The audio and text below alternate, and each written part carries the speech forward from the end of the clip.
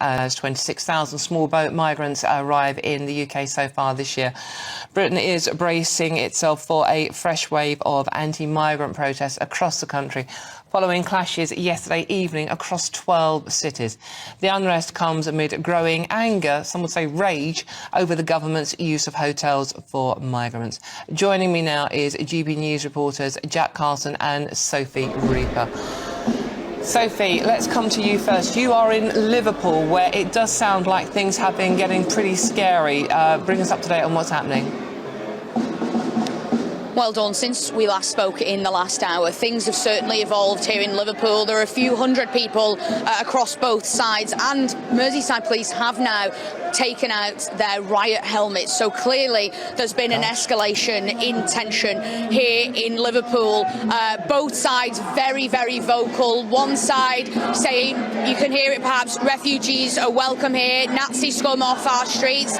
The other side chanting, get them out, get them out. So tension very high here, but at GB News, as I said last night, we want to give everyone the opportunity to put forth their side. So we're going to now, Dawn, try and speak to people on both sides. So we'll head this way first. On this particular side where you can see all these Union Jacks, this is the anti-migration side of this protest today. I'm just wondering if there's anyone we could have a quick word with. Ladies, do you mind if I ask why you're here today? Just to protect our children. We're sick of it. It's a frightening situation at the moment, and we want our country back. We want to know who's coming in, and we don't want people that are illegally here. And we've come to make a stance, really, that's all. What about yourself? You look quite young, if you don't mind me saying. I'm a university student, and it's not safe anymore. There's illegal housing right next to the university, so I don't feel like it's safe to go to university, especially at night. And that's what made you want to come out today. Ladies, thank you so much. Concerned citizens, that's all we are, you know. I'm sure that that's something that's shared, but I can see a lot of people having a look. I'm sure you would all agree you're all concerned citizens, wouldn't you guys? A lot of nodding heads. Oh, you are concerned citizens, absolutely. Well, we only watch GB News. We want our kids growing up into a safe environment, that's all we want. Say that again. We just want our kids growing up into a safe environment, because you can see it all over what's happening. It's just not nice. Thank you very much. Right, we're going to try and go and speak to the other side now, but that is something we're hearing time and time again, Dawn. On both sides, in fact, it's something that we heard a lot yesterday. Both sides saying they want to try and protect their children, both sides thinking that they're doing what is best for their children. Now, we are going to go and try and speak to the counter-protest, which is led here by Stand Up to Racism. Of course, we did have some trouble yesterday, but I'm going to try and speak to a few of them from the other side of the police line. Gents, I'm just wondering if you wouldn't mind me asking why you're here today. Solidarity forever. No, why are you asking that? You can see they're telling you. All right, because I think we should have refugees here. Tell me why. Because we are Britain. We've taken refugees in all our existence, and I think that's a good thing. And I don't like the look of that lot either. That's another thing. Sir, I really appreciate you speaking to us today. Thank you very much. There we are, and that is what today is all about for us. We want to give people the opportunity to give us their side of the story. Of course, yesterday we weren't as lucky in Altrincham, but that gentleman happy to speak to us here on GB News, and the people on the other side both giving their stance here in Liverpool today. Tensions are high, but hopefully the police here in the centre, despite getting their riot gear out, despite all of the tension here, hopefully they can keep things from bubbling over too much. Just very quickly, did he just say, I don't like the look of that lot, referring to people who are holding the national flag? I think that is what he said, Dawn. It's very loud here, so I couldn't hear everything he said, but I think it was something along those lines, yes. Astonishing. Sophie, thank you very much. That's Sophie Reaper in Liverpool at a migrant hotel protest. We will go back to Sophie as and when. Meanwhile, we are crossing now to Jack Carson in Solihull. Jack, it does sound a bit quieter where you are. it is certainly a very different atmosphere. There's still at times been some tension between both sides, but you can probably see as we look around a much smaller policing presence here. We've got, of course, this side stand up to racism with their signs saying stop the far right. Plenty of beeping here for the supporters on this side of the road, who of course are against the use of these migrant hotels. Mark, who's a local resident, joins us now. Mark, just tell us why you've wanted to come out and protest today. Well, this is our community, and people come to the park here and we're just losing our identity. We've got children here. We just can't do the things that we want to do because it just feels unsafe. You know, I've got a grandson. We've got vets here. We've got grandparents here. We've got mothers and fathers that are worried for the communities, and we just want something sorted, and they're just not doing. It just seems like nobody's doing anything. So the government would say that they are trying to phase out the use of these migrant hotels. They've signed a one-in, one-out deal with France. Is that not going to make a difference for you? Is that not going to make you feel safer, what the government is saying they are doing? It's a smokescreen. What we've got to do, we've got to stop the boats coming in, because when they come here, they have to be processed, and it can be for months, it could be for years. They say they're doing it a quick turnover. No such thing as a quick turnover with Starmer. It's just they stay, they get the benefits, they get their phones, you know, and we're paying for this. And we've just had enough. Communities are losing their identity. So what would make it easier? What would make it better? What would make you feel safe? You're saying you feel unsafe. What would make you feel safe? They should not be put in a hotel. We're the only country probably in the world, or if not in Europe, that house them in hotels. They come here, it's a luxury for them. We house them, we benefit them, we give them phones. We've got people on the street, we've got people who are poor because of this government. And, you know, we just want our people to be put first. And they're not being put first. And they keep labelling us as far right. We're not far right. Far from it. We're parents, we're grandparents. We just want our children protected, for their children as well to be protected and feel safe in their own country. And they're not safe. Right, Mark, thank you so much for joining us and giving us a perspective from this side of the road. Of course, I was saying, you know, we've got stand up to racism on this side of the road as well. Some of the signs you might be able to see. Look, Jesus was a refugee. Refugees welcome here. As they're saying, stop the far right. Now, on that side of the road is a gentleman called Solomon. He's been here as part of the counter protest. Take a listen to what he told us when we spoke to him earlier on. Right, I mean, these hotels, nobody was using them. They were hemorrhaging financially. And I'm not happy that these hotels are being used. Neither are the asylum seekers. They want the right to work. You know, I've been part of different campaigns where we're saying, look, you know, if somebody's claiming asylum, give them the right to work. They want agency in their life. They want to pay back to this community who's given them sanctuary. Who wouldn't? So Solomon there, who spoke to us a little bit earlier on, as you can hear, there's strong opinions on both sides. As I was saying, there was some tension earlier on. It's very much calmed down. There's a lot less of a police presence here than the likes of Sophie seeing in Liverpool. And much of it, both sides just having their voices and having their opinions heard here in Solihull.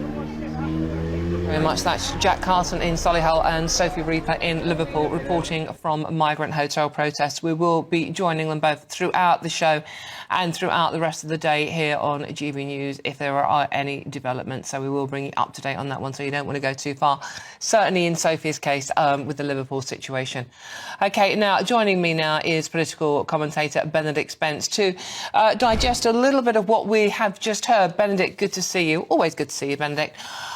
What did you make of what you just heard, both from Solihull and from Liverpool there?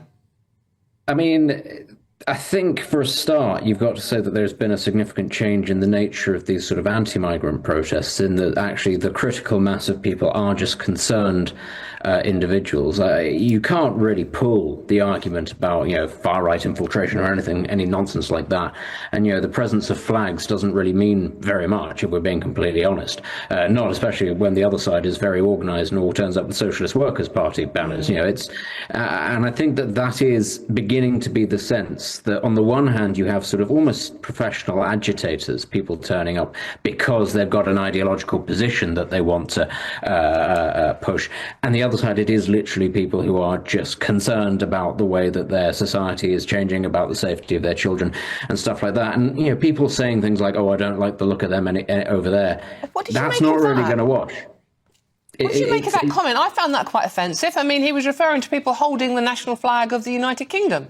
But it's very classic of a certain type of, as I would say, sort of semi-professional agitator and political activist who, their raison d'etre is to sort of vilify the majority of people who do not necessarily agree with them. But most people watching that will sort of raise an eyebrow and go, sorry, what exactly is the problem here?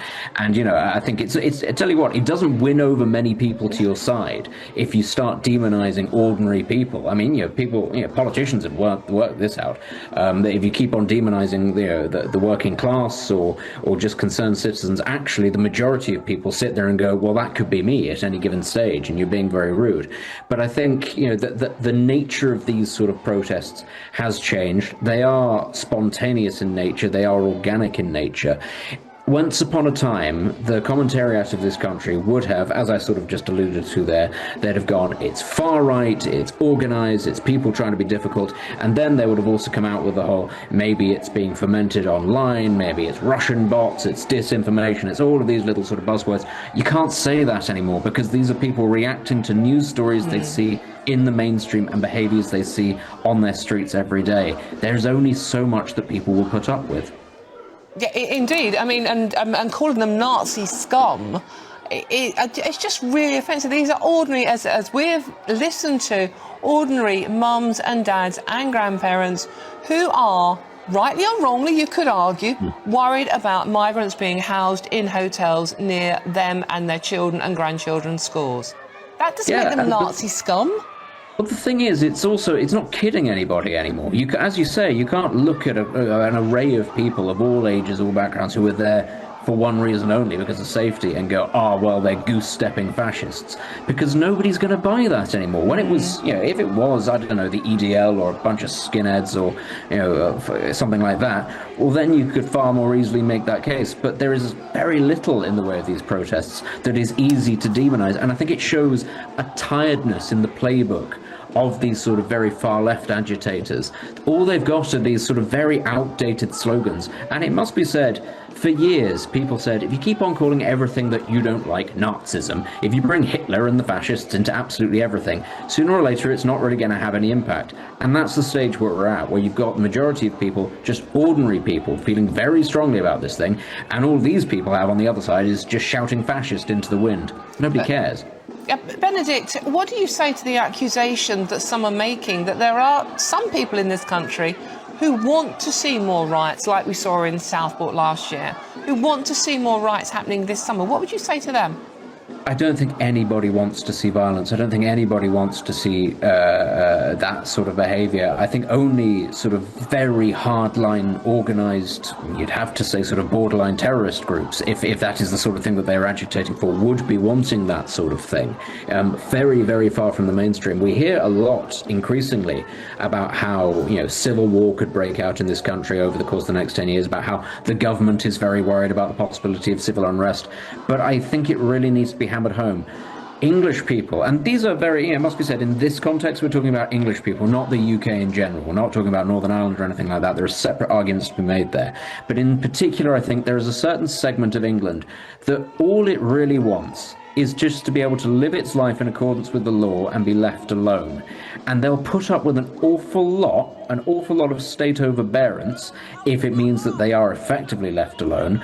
But you get to a point and you will push people over the edge. And what I think you're seeing now is not people looking for a fight, at the very least not from the anti-migrant hotel people. Those people are not spoiling for a fight.